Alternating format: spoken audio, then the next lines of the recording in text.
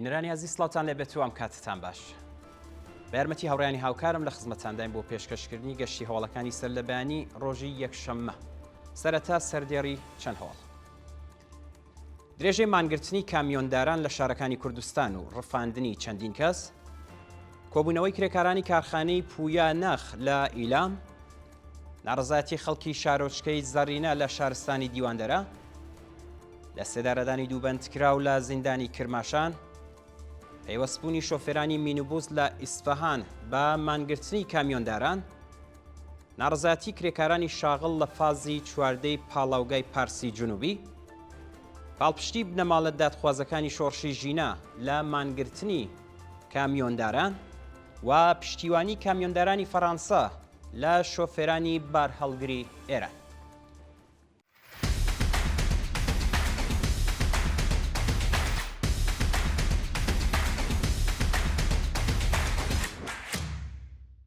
درێژەی مانگرتنی کامیۆنداران لە شارەکانی کوردستان و ڕفاندنی چەندین کەس.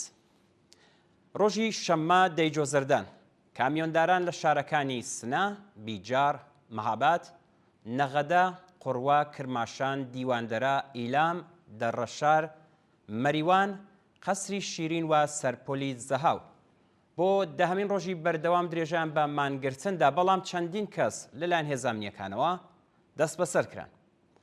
بە پێی ڕاگەیاندنی یەکێتی کامیۆندارانی ئێران، 5 شۆفێر لە پارێزگاکانی خوزستان و هەمەدان دەست بەسەر کراون. لە شاری بیجار 8 شۆفێر بە ناوەکانی ئەڵماس، فەلاحزادە، عەلی جەباری، ئەمیر حسەین زۆڵفەقاری، مورتەزا مێهدی کەرەمی، ئێحسان غوڵامی، حامید بورجیان و ئەسخەر ڕەزایی لەلایەن ناوەندە ئەمنیەتیەکانەوە ڕفێنراون و لە دیواندەرە کامیۆندارێک بە ناوی فەرزاد ڕەزایی بە بیانووی هەندانی خەڵک بۆ مانگرتن دەست بەسەر کراوە. هاوکات سەرکوتگەرانی کۆماری ئیسلامی لە دەڕەشاری ئیلام 2 شۆفێریان دەست بەسەر و بۆ شوێنێکی نادیار گواستۆتەوە. کۆبوونەوەی کرێکارانی کارخانەی پویا نەخ لە ئیلام. ڕۆژی شەممە دەیجۆزەردان کرێکارانی شاغڵ لە کارخانەی پویا نەخ لە بەردەم فەرمانداری ئیلامدا کۆبوونەوە و خوازیاری جێبەجێکردنی داخوازیەکانیان بوون. بە پێی زانیاریەکان لە سەرەتای مانگی خاکەلێوەی ئەم ساڵەوە، کارخانەی پویا نەخی ئیلام بەهۆی کێشەی دارایی داخراوە و 150 کرێکاری ئەو ناوەندە بلا تەکلیف ماونەتەوە. کرێکارانی ناڕازی بە کۆبوونەوە لە بەردەم فەرمانداری، خوازیاری کرانەوەی کارخانە، گەڕانەوە بۆ سەرکار، پێدانی هەقدەستە دواخراوەکان و تەزمینی ئەمنیەتی پیشەی بوون. ناڕەزایەتی خەڵکی شارۆچکەی زەڕینە لە شارستانی دیواندەرە. بەیانی شەممە دەیجۆزەردان دانیشتوانی شارۆچکەی زەڕینەی سەر بە شارستانی دیواندەرە لە ئەستنەبوونی شارەدار لەو شارە و ناکارامەیی شۆڕای ئەو شارە ناڕەزایەتیان دەربڕی. بە وتەی سەرچاوەکانی هەواڵ، شارەوانی زەڕینە 2 ساڵە شارەداری نییە و ئەندامانی شۆڕای ئەو شارە کەسانێکی ناکارامەن کە هیچ بایەخێک بە کێشە و گرفتی خەڵک نادەن. ناڕازیان ڕۆژی شەممە دەرگای شارەوانیان بە قوڕ گرت و پاش کۆبوونەوە خوازیاری دەستێوەردانی ئوستانداری و فەرمانداری کوردستان لە کاروباری شارەوانی ئەو شارە بوو. ئیعدامی دووبەندکراو لە زیندانی کرماشان. ڕۆژی چوارشەممە حوتی جۆزەردان حکمی ئیعدامی دووبەندکراو بە تۆمەتی پەیوەندیدار بە مادەی هۆشبەر لە زیندانی کرماشان جێبەجێکرا. بە پێی راپۆرتی ڕێکخراوەکانی مافی مرۆڤ، بەندکراوێک بە ناوی فەرهاد حسەینی و زیندانیەک بە پاشناوی شاه مرادی کە پێشتر بە تۆمەتی پەیوەندیدار بە مادەی هۆشبەر بە ئیعدام محکوم کرابوون، بەیانی ڕۆژی چوارشەممە لە بەندیخانەی دزلاوای کرماشان لە سێدارەدراون. برینداربوونی 2 کرێکار بەهۆی تەقینەوە لە کوورەی تواننەوەی ئاسنی ئیلام. ڕۆژی شەممە دەیجۆزەردان 2 کرێکاری شاغڵ لە کارگەی توانەوەی ئاسنی ئیلام بەهۆی تەقینەوەی کوورەخانە بە سەختی بریندار بوون. بە پێی زانیاریەکان 2 کرێکاری کۆکردنەوەی پاشماوەی ئاسنین لە شاری ئیلام لە کاتی تواننەوەی پارچە ئاسنینەکان تووشی سووتانی جەستە بوون و ڕەوانەی نەخۆشخانە کراون. جێگای ئاماژەیە کە یەک لەو کرێکارانە 70% جەستەی سوتاوە و دۆخی تەندروستی ناجێگیرە. سووتانی دارستانەکان لە سیروان، بەدرە و ماهیدەشت. بەپێی ئەو دیمەنانەی لە تۆڕە کۆمەڵایەتیەکان بڵاو کراوەتەوە، ماوەی 2 ڕۆژە دارستانەکانی سیروان و بەدرەی ئیلام هەروەها ماهیدەشت لە کرماشان لە ئاگردا دەسووتێن و هێشتا کۆنتڕۆڵ نەکراوە. بەوتەی چالاکانی ژینگەی ئیلام لە سەرەتای ئەم ساڵەوە ئەمە چەندەمین جارە دارستانەکانی ناوچەی قەڵاڕەنگی سیروان لە ئاگردا دەسووتێت و خەڵکی خۆبەخش بە کەمترین ئیمکانات هەوڵی کۆنتڕۆڵکردنی دەدەن. هاوکات داربەڕوەکانی ناوچەی بەدرەی ئیلامیش ئاگری گرتووە و ژینگە دۆستان داوای یارمەتی لە خەڵکی شارەکانی دیکە دەکەن. لەلایەکی دیکەوە شاخی تەنگە شەوهان لە ماهیدەشت ئاگری گرتە و ئاگرەکە بەرەو دارستانەکانی شابات پەرەیسەندووە. نەبوونی ئیمکاناتی پێویست کاری کوژانەوەی ئاگرەکەی سەخت کردووە و ژینگە دۆستان داوای دابینکردنی فڕۆکەی ئاگر کوژینەوە دەکەن. پەیوەستبوونی شۆفێرانی مینوبوس لە ئیسفەهان بە مانگرتنی کامیۆنداران. ڕۆژی شەممە 10 جۆزەردان شۆفێرانی مینوبوس لە ئوستانی ئیسفەهان پەیوەستبوونی خۆیان بە مانگرتنی سەراسەری کامیۆنداران ڕاگەیاند. ئەوکات لەگەڵ دەهەمین ڕۆژی مانگرتنی کامیۆنداران شۆفێرانی تاکسی و مینوبوس لە چەند شاری ئێران پەیوەست بەو مانگرتنەوە بوون و ڕۆژ لە دوای ڕۆژ مانگرتنی سەراسەری چین و توێژەکانی کۆمەلگا پەرەدەستێنێت. لە ڕۆژانی ڕابردوودا ڕژیمی سەرکوتگەری ئیسلامی هەوڵی داوە لە ڕێگەی وەرگرتنی دانپێدانانی زۆرم لێو ڕفاندنی شۆفێرانی بار هەڵگر کۆتایی بۆ مانگرتنە بێنێت، بەڵام یەکێتی کامیۆنداران ڕایگەاندووە کە تا گەیشتن بە داخوازیەکانیان درێژە بە مانگرتن دەدەن. ناڕەزاتی کرێکارانی شاغڵ لە فازی چواردەی پاڵاوگەی پارسی جنوبی. کرێکارانی شاغڵ لە فازی چواردەی پاڵاوگەی پارسی جنوبی ڕۆژی شەممە 10 جۆزەردان لە ئاسنەدانی حەقدەست و مەزایە ناڕەزاتیان دەربڕی.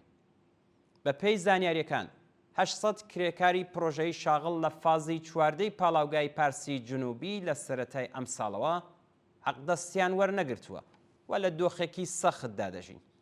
کرێکارانی ناڕازی بە کۆبوونەوە لە نێو مەحوەتەی پاڵاوگا خوازیاری وەلانانی شرکەتە پەیمانکاریەکان، زیادکردنی حەقدەست، دابینکردنی ئیمکاناتی ڕفاهی، پێدانی حەقدەستی 3 مانگی ڕابردوو و حەقی بیمەکانیان بوون. خۆپیشاندانی بەردەوامی نانەوەخانەکان لە قوم و ئیسفەهان. ڕۆژی شەممە 10 جۆزەردان کرێکاران و خاوەن نانەوەخانەکانی ئیسفەهان و قوم بۆ جارێکی دیکە دژ بە دۆخی سەختی پیشەیی و مەعیشەتی ناڕەزاتییان دەربڕی خۆپیشاندانیان کرد.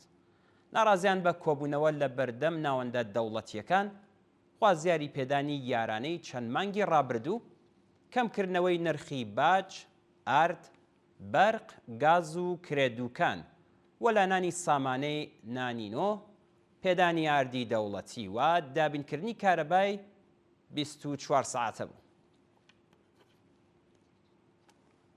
پاڵپشتی بنەماڵە دادخوازەکانی شۆڕشی ژینە لە مانگرتنی کامیۆنداران.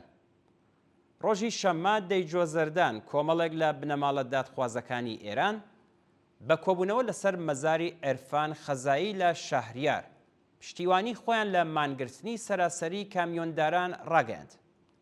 ڕۆژی شەممە هاوکات لەگەڵ ساڵڕۆژی لەدایکبوونی عێرفان خەزایی گیانبەختکردووی شۆڕشی ژینە لە شارستانی شەهریار، کۆمەڵێک لە بنەماڵە دادخوازەکانی بزوتنەوەی ژن ژیان ئازادی لەسەر مەزاری ئەو گیانبەخت کردووە کۆبوونەوە و وێرای ڕێزلێنان لە یادی هەموو قوربانیانی سەرکوتی وەحشیانەی کۆماری ئیسلامی پەیمانیان لەگەڵ ئاواتەکانیان نوێ کردەوە و پشتیوانی خۆیان لە مانگرتنی سەراسەری کامیۆنداران دووپات کردەوە. بەشداربووانی ئەو چالاکیە ڕایانگەیاند بە یەکڕیزی و یەکگرتووی دادپەروەری دەگەڕێنینەوە بۆ ئێران. پشتیوانی کامیۆندارانی فەڕەنسا لە شۆفێرانی بارهەڵگری ئێران. کامیۆندارانی فەڕەنسەوی ڕۆژی شەممە 10 جۆزەردان لە چەند چالاکی جیاجیادا پشتیوانی خۆیان لە مانگرتنی شۆفێرانی بارهەڵگر لە ئێران دەربڕی. بەپێی ئەو ڤیدیۆیانەی لە تۆڕە کۆمەڵایەتیەکان بڵاوکراوەتەوە، کامیۆندارانی فەڕەنسەوی بە بەدەستەوە گرتنی پلاکارد پشتیوانیان لە داخوازیەکانی هاوکارەکانیان لە ئێران کردووە. شۆفێرانی بار هەڵگری فەڕەنسەوی داوایان لە ڕژیمی کۆماری ئیسلامی کرد بە زووترین کات شۆفێرانی دەست بە سەرکراو ئازاد و داخوازیەکانی ئەو چینە زەحمەتکێشە جێبەجێ بکات.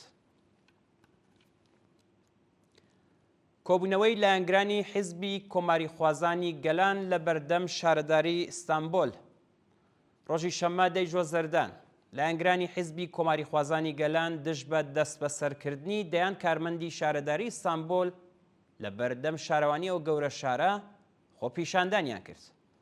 بەپێی راپۆرتی میدیاکانی تورکیا، دەستگای قەزایی تورکیا فەرمانی دەست بە سەرکردنی 47 کارمەندی شارەوانی گەورە شاری ئیستانبولی دەرکردووە کە لایەنگری حیزبی کۆماری خوازانی گەلان بوون. ئەو 47 کەسە پاش بڕیاری دادگا زیندانی و ڕادستی دادگا کراون.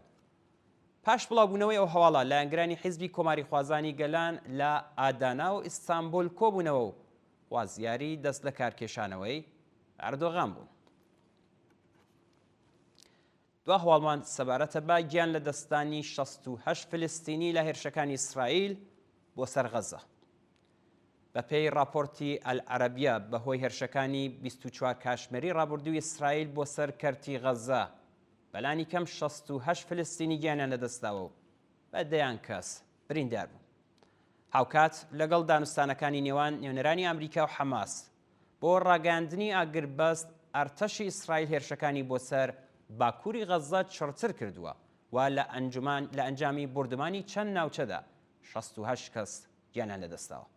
هاوکات ڕێکخراوی خۆراک و دەرمانی نەتەوەی گرتووەکان ڕایگەیاندووە کە برسیترین ناوچەی سەرزەوی کەرتی غەزەیە و سەبارەت بە مەرگی سەدان هەزار کەس بەهۆی برسێتی هۆشداری بە کۆمەڵگای جیهانیداوە. بەڵێ ئازیزان گەشتیۆڵەکانی سەر لە بەیانیتان پێشکەشکرا. کاتێکی خۆش بۆ هەموو لایەکتان.